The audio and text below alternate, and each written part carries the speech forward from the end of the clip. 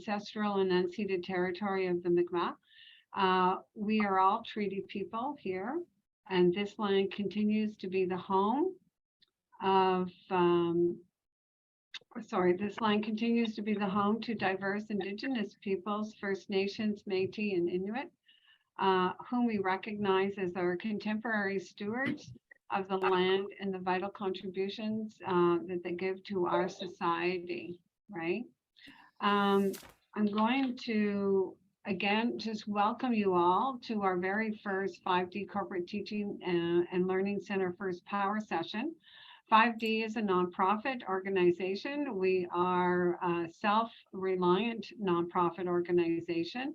Our mission is to promote excellence in the field of workplace education, learning and development. We have a very strong vision to create a professional network of partners supporting workplace education and skill development. We take great pride in the fact that we have established an internationally recognized instructional skills program for adult educators, which is delivered around the world. And we are very proud of having been the first corporate organization to have developed cultural responsive teaching learning program, which is a program to ensure that adult educators are not excluding anyone in the classroom, right? But without further ado, I want to introduce you all to Heidi, who, as we mentioned, is going to be speaking on Indigenous learning outcomes. Heidi Marshall is a professor at Cape Breton University. She's president of the Mi'kmaq Circle of Hope Society, and she is co-founder of the Jane Paul Indigenous Resource Center. She is also a knowledge keeper, a language warrior, and a great-grandmother, which is hard to believe. I'm sorry. Yeah. So Heidi, I'm going to give you, you should have control. So I think I'm good. I love having control, but that's fine. All right. And we are just going to, it's very informal, and Heidi chose not to do PowerPoint, which is fine. So without further ado, Heidi, do you want to begin? Yeah, I can begin. Yeah. I'm just wondering how many of you have worked with First Nations communities or are currently work with? I know Irene does quite a bit. Anybody? And so first of all, when working with Indigenous communities, like I teach at the university, and it's very important for me to ensure that our students are respected within the classroom.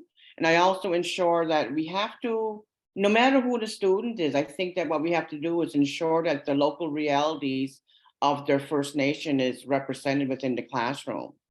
And I think it's really important also not to pan-indigenize. You know, I think that we need to encourage our organizations, not only the workplace, but any training and stuff to start like recruiting Indigenous peoples, you know, and I think that it's important that when you're delivering anything to Indigenous people, we need to be involved in any type of programming, anything that's going to be delivered to us. We need to be involved in the creation and ownership of any initiatives, you know, and so it's really important that we do this, and we need to, you know, and then where does your interest drive from, you know, and I think that's another important fact as well, you know. And number one, I think it's really important to start learning. Education, like, you know, that's an ongoing process, and, you know, change doesn't happen easily, you know, and things like that. And I think that many, you know, and so I think that we need to ensure that, you know, like individuals may never become experts on Indigenous challenges and realities, but they can work together and they can work with the communities and collaborate on any program. Don't assume that this is what your community wants or this is what the community needs, you know, just because we're experts. And like I always say, that just because I'm an expert in my field, like for instance, I'm teaching a course in a nursing cohort right now in Eskasoni, and I'm doing their elective in an Indigenous studies course. Most of them have families, they all work, and it's in the evening, 5 till 8. It's a condensed course, like 1, 2, 3, 4, 5, 6 hours a week. And I understand that, you know, they can't, so I do a lot of hands-on stuff. So for instance, we're doing a grandmother moon ceremony. We have an elder coming in to talk about that. We're doing some, and then we're going to a gathering in a couple of weeks. And it's mandatory that they go to that conference. Is free of charge. I arranged for them to go there, and I registered them all. And so we have to do different things like to ensure that our students are, even though, and you can still meet those outcomes. And so it's really important to ensure that you kind of look at the classroom, see their pace, and find out what works for them and what doesn't work for them. So this course, I know it's 6 weeks, it's a half a credit, but it's a lot of work. So I'm not doing much testing. I'm doing some reflections. I have people coming in and doing medicine pouches and talk about the medicines and stuff like that. So we need to really be inclusive. We need a blanket exercise. I had one facilitated in the class the first day, and that really explains a lot. I'm not sure if anybody here was involved in a blanket exercise or not. Anyone? Irene, probably. No. So, so a blanket exercise, I'm a trained facilitator in a blanket exercise. And what we did with ours, like my company, we I also have a I'm a president and founder of a nonprofit organization, but I'm also a business owner. I have yeah, I also run my own consulting company. It's called Marshall Advisory and Consulting Services. And so my team, I have a team of 4 trained Kairos blanket exercise facilitators. So the Kairos blanket exercise was created in 1997. And what it does, it explores major themes and findings of the Royal Commission on Aboriginal People. And also it was one of the I think one of the founders also was the Aboriginal Rights Coalition, ARC. So what they did was they brought to the table elders, and it's like a participatory popular education experts. They got together, and members of the Assembly of First Nations Education Department. So what the big concern was there in 1997 was that the RCAP, which is the Royal Commission on Aboriginal People, would be shelved and forgotten. So from this group of Indigenous and non-Indigenous peoples, the blanket exercise was created. So ARC and Kairos have guided its ongoing development for 2 decades. And so it's trained a lot of facilitators over the last few years here in Mi'kmaq in Nova Scotia.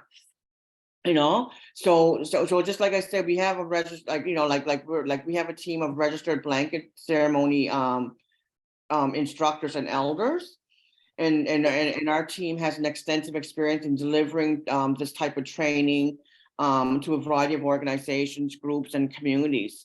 And so in explaining the Kairos blanket exercise without being able to display it, it's quite unique, where it's participatory history lesson developed in collaboration with Indigenous elders, knowledge keepers, and educators that fosters truth, understanding, respect, and reconciliation among Indigenous and non-Indigenous people. So what happens during a blanket exercise?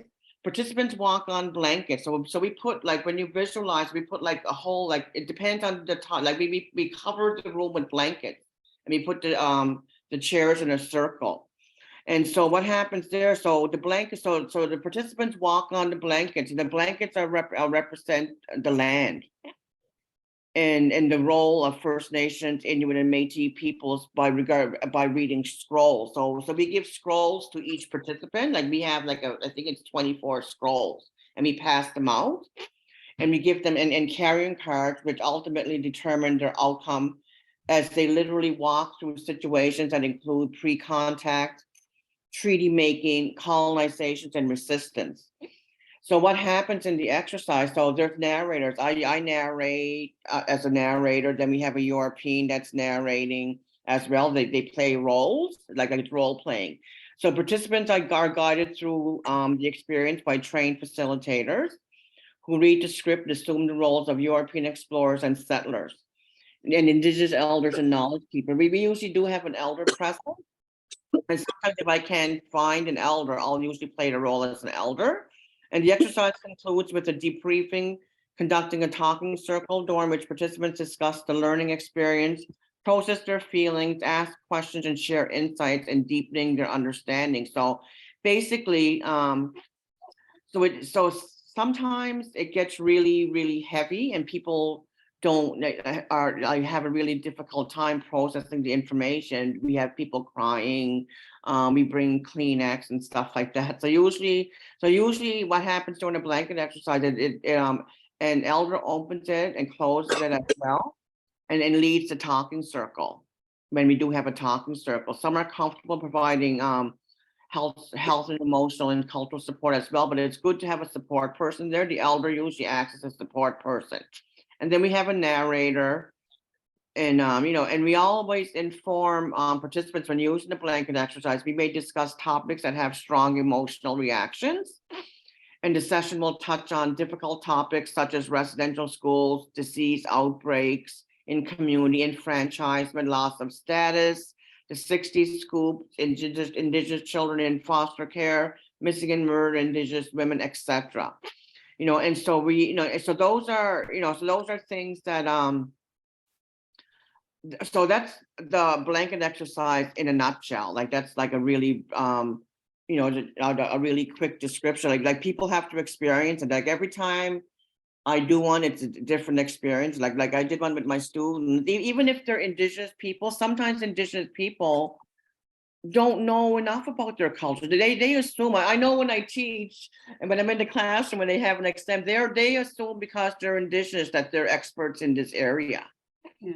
And a lot of times they don't understand their rights. They don't understand why they do this. I mean, after they teach so just 1 second, Nancy. So once they teach my course, take my course, they feel empowered. Like last night, they were talking about the empowerment and how they feel after after I'm teaching them about reality. So it's really it's really important not to, to take a holistic approach with our students to understand their realities. That's like yesterday, for instance, half my class at CBU, I think like 75% is from Eskasoni.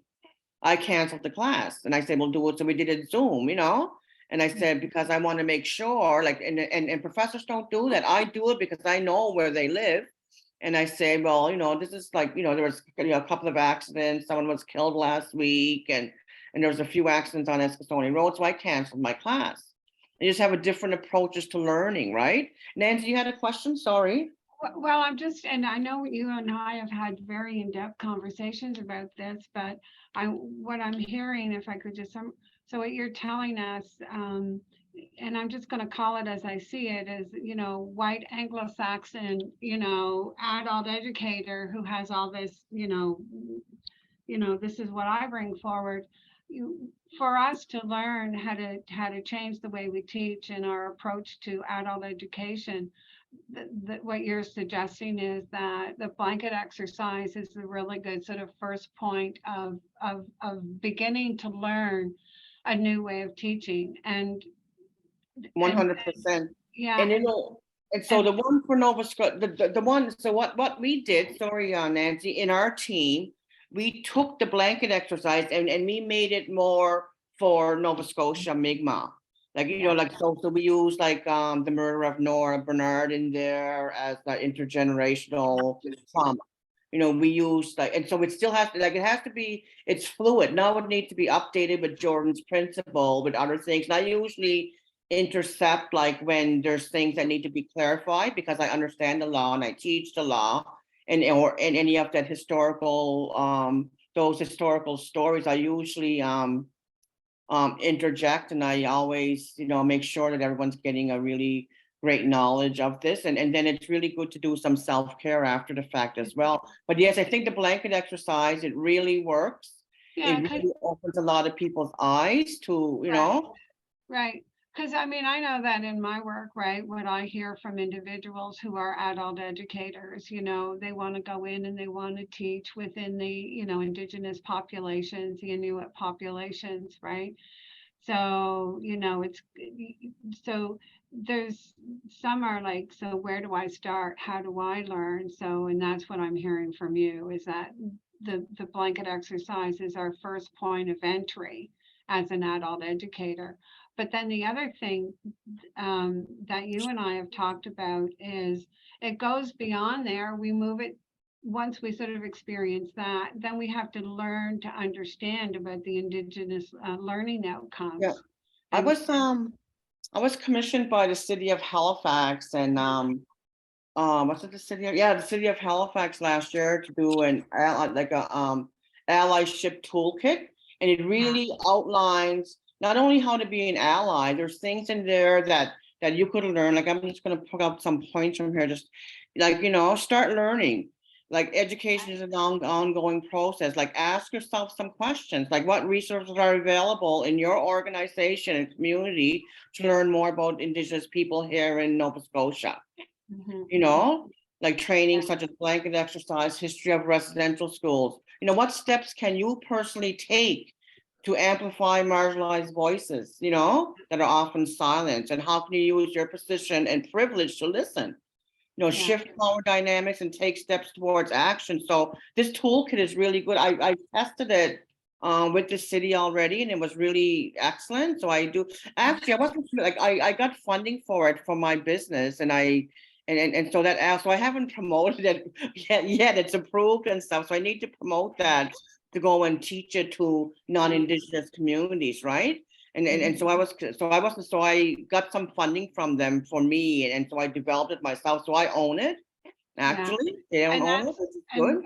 if I might just bring it to everybody's attention, you will be here delivering it for us, and we'll be working with you to Yes, help I can deliver that, and I think it's to come to important. understand the Yeah. whole philosophy and methodology, so that we can change the way that we're bringing our teaching methods to the classroom, Oh, right? it's so important, yeah, and I Yeah. think it's really important, like to even ensure, like when you're teaching someone about residential schools, reach out to people. Like for instance, I had there was, I'm not sure if anyone heard the story of Margaret's doll. Mhm. Margaret was a Indigenous elder. She just recently passed away, like in about 4 months ago. And when she went to residential school, they took her doll from her. And she was just a little girl. So what she did was she made a doll out of sticks and cloth, and she tied it up and made her own doll.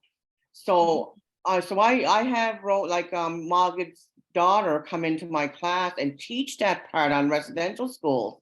And then people just reach out to people. Usually, usually it's nice to give them a little gift. The universities usually pay some, or your trainer. It's really even to help with travel, but they come for free, and so Rosie talked about her mother and her experience. We showed a little video, and each of my students made a Margaret's doll. Mhm. And so just things like that are so important. Like I'm having someone come in to do medicine pouches with my cohort group. And the same night, I have an elder coming in to do a grandmother moon ceremony.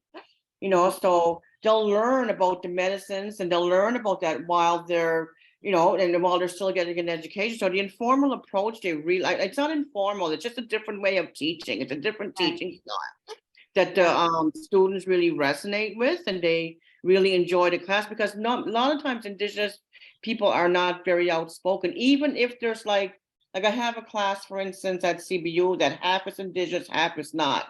They don't speak out, so you have to try to get them to use their words and to feel safe in your classroom. Now, the first term was a little rough. Now this term, I have the same, like most of the same group, they're reaching out, they're joking with me. Now they're like really comfortable, right?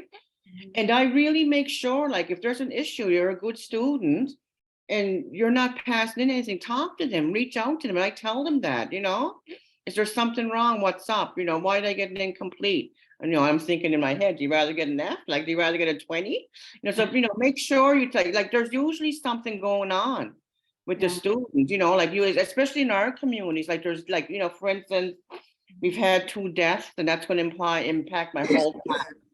Yeah. We had someone bury their uncle today. He was very young, Raymond Prosper. And so a lot of these students are in my classes, suicide. So you have to realize the realities, like, when you're talking about issues of, say, missing, murder, Indigenous women, there's, and if you have all Indigenous students, more than likely, 99.9% of them have someone in their family or know someone that either was missing or murdered. And that reality needs to change, you know. So those are things that we need to look at. And as non-Indigenous instructors and professors, we forget about that. We don't realize that, you know. So when I teach about missing and murdered Indigenous women, like if I'm in community or like I'll bring a smudge bowl to class.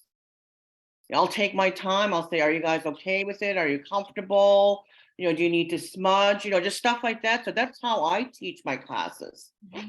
But I'm one of the more popular professors, actually. Seriously, JK joke. No, but I really go out of my way to ensure that the students are comfortable. And I know that I don't really have the time to do it, but I still do it. Like I teach not for the money, obviously, as people know that are part-time professors. You know, it's because I enjoy the work. That's part, you know, I enjoy empowering our students and giving them proper choices when they, you know, because sometimes they don't know where the Indian Act came from. They don't know why there was residential schools and what happened. They don't know about the doctrine of discovery. And as an Indigenous student, you take my class, you think, oh, well, it's an automatic pass. I changed that image and that, image of of Indigenous courses at university since I've been there for 14 years.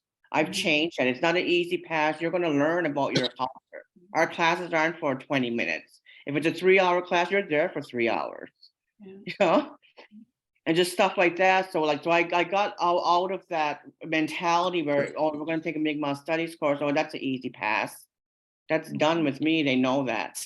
You know? And it's been done for a while, you know, and I think we're starting to change that now with a new era of education, new professors coming in, more educated. So I think it's really important, like, you know, like we have to share the knowledge. Like I'm not getting any younger, right?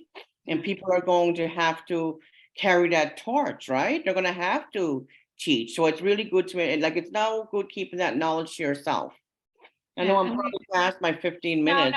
And what I want to say is as well, if I could add to what you're saying, Heidi, because, you know, we have to step into your world, into your, you know, into your circle and become more, understand more, right? So we can broaden our ability to be more effective when we're working within those communities or when we have, you know, such a diverse population, right, in our classrooms. So I am going to put a plug in here because I know you are going to do a blanket exercise here for us, the blanket experience for us on February 22nd. So we hope to bring more people into that circle with you here, right? And also we're going to, once we sort of complete that blanket exercise with you and we can learn so much, which I think we have to, right? And I think Yeah, you're maybe gonna move us to the next level of you know, and you're I'm gonna take us hoping on a journey. and I'm hoping, Nancy, that people in this session can touch base with you and see what they'd like to learn, know what they want to like. But once you have the blanket exercise, so you'll know then what you want to learn about Indigenous populations, because there's a lot of contemporary issues that, you know, like a lot of that colonization and exploitation of our culture is still happening today.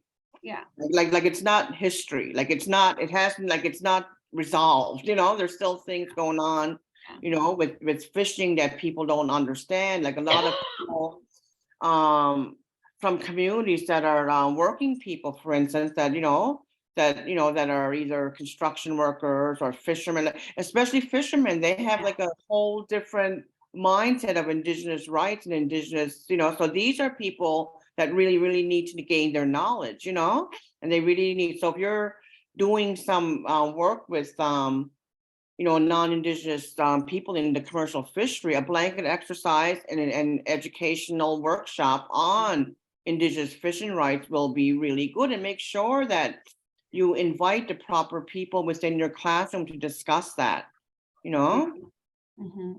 Yeah, we need to become more informed, right? Yeah.